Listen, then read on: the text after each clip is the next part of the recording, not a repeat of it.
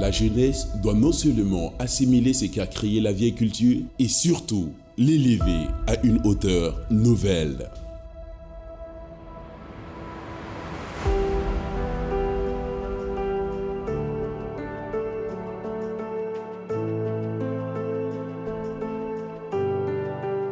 La naissance du royaume de Ouagadougou, communément appelé Ouagadougou.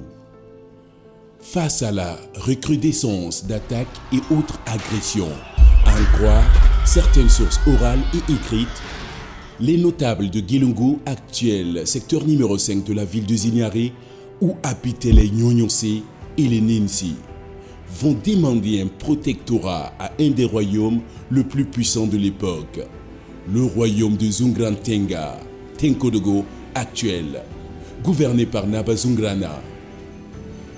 Nabazungrana accède à leur doléance en installant un commandement militaire sur place, placé sous la direction d'un de ses fils, Oubri, fils de Nabazungrana et de Portuenga, c'est-à-dire femme à la barbe.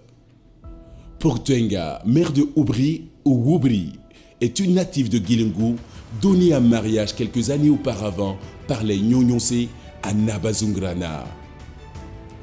Selon certaines sources orales, les notables de Guilungu avaient prémédité le retour du neveu à leur côté depuis le mariage de leur fille Portuenga à Nabazungrana. Arrivé à Guilungu à l'âge adulte vers 1200, Oubri remplira efficacement la mission que lui a confiée son père grâce à une bonne organisation politico-militaire. Cette entreprise sera les prémices d'une des meilleures organisations politiques de l'Afrique de l'Ouest jusqu'à la fin du XVIIIe siècle. À la mort de Nabazungrana vers 1220, le prince héritier, deuxième roi de Zungrantenga Tenkodogo, Nabasere 1220-1240, prend le trône en tant que fils aîné. Oubri n'aura d'autre choix que de s'implanter définitivement à Guilungu. C'est le début de la fondation de ce qui sera plus tard le royaume de Oubri-Tenga. Oubri, chef de guerre et fin stratège, va agrandir son royaume par la conquête des terres voisines de Guilungu.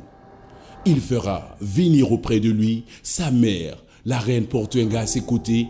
Les griots racontent qu'elle a été une source d'inspiration et de bénédiction pour son fils. Cela est d'autant vrai car les funérailles de sa mère après son décès sont perpétuées jusqu'en 1972 dans tout le royaume du Mogo au XXe siècle.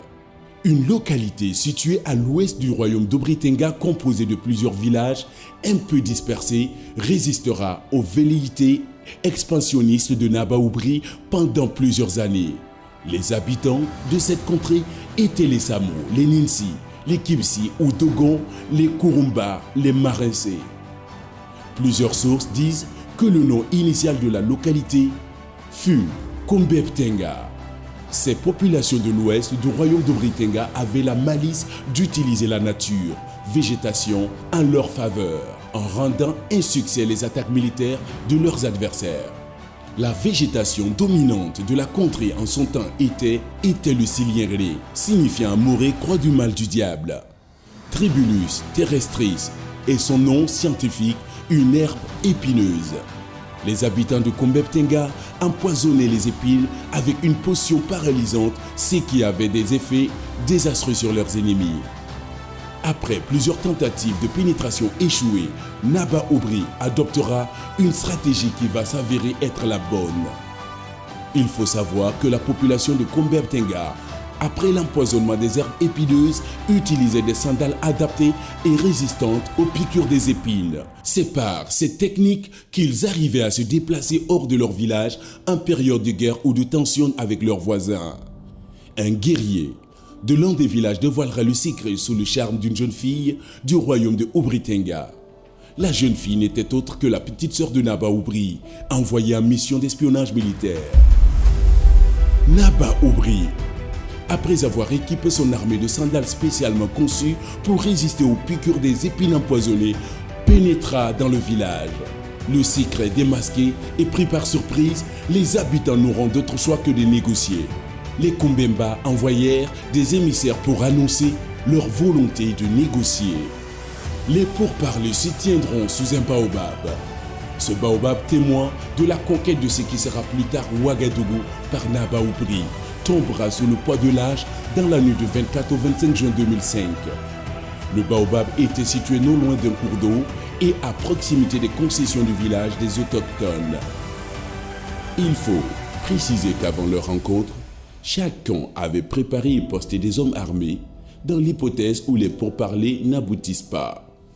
Sous le baobab, assis, Naba Oubri d'un côté et de l'autre côté les Kombemba avec un des deux chefs de guerre, son Kéta et son Meta, et les notables. Les serviteurs vinrent avec des présents dont un veau, un mouton, un coq, de l'eau de bienvenue, etc. en signe de reconnaissance et de soumission au nouveau souverain. Pendant les échanges sur les termes de protectorat entre Naba Oubri et les notables, les Kombemba, les guerriers de deux camps se rendirent compte réciproquement de la présence des groupes armés adverses. Lorsque les négociateurs furent alertés, une atmosphère d'hésitation suivie d'explications s'installe dans les deux camps. De cette situation de balbutiement des deux camps est née l'expression qui incarnera la zone, Kombem Padamda. Après dissipation des malentendus, les deux camps s'accordent sur les conditions du protectorat. Naba Oubri gouverne et les Kombemba restent les chefs de terre. Teng Soba. S'ensuit l'unification de l'armée.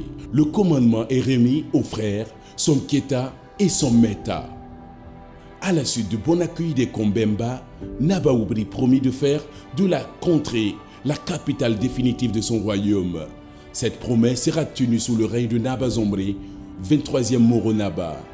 Il faut noter que pendant plusieurs siècles, les palais des Moro Nanamse étaient amovibles. Une phrase restera dans la mémoire collective des populations de l'époque et par la suite sera l'identité nominative de la localité. Traversera plus de 8 siècles. Nyamko Yelti Yelame Tiliwati Waudo, Waudogo, Ouagadougou. Ainsi est né le royaume de Ouagadougou, Ouagadougou. Le site qui incarne l'histoire et la toponymie de la ville de Ouagadougou est situé entre le croisement RN3, route de Kaya, et le RN4, route de Fada.